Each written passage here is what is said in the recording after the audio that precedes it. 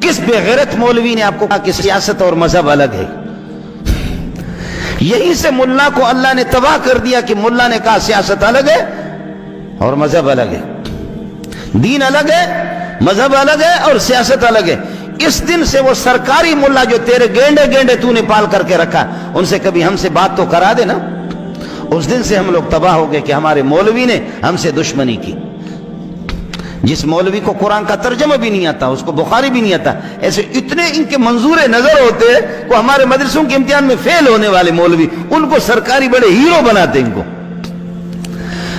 جن مولویوں کو یہ مختلف حکومتیں ہیرو بناتی ہے، اللہ کی قسم ہمارے ہاں ان کا ریکارڈ یہ کہ وہ فیل ہوتے امتحان میں، نالائق کے بچے۔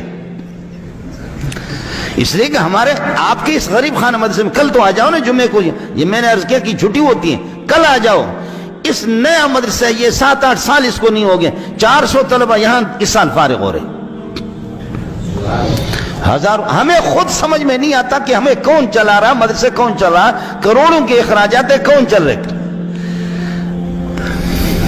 اب کہہ رہے کہ جو پیسہ دے گا، جو جگہ دے گا، جو جگہ کرے گا وہ ہم سے اجازت دے، تمہارے باپ سے اجازت، بیوی کے ساتھ آج تم یہ کرو، کل بیوی کے ساتھ سو جائیں گے تم سے اجازت لے لیں گے،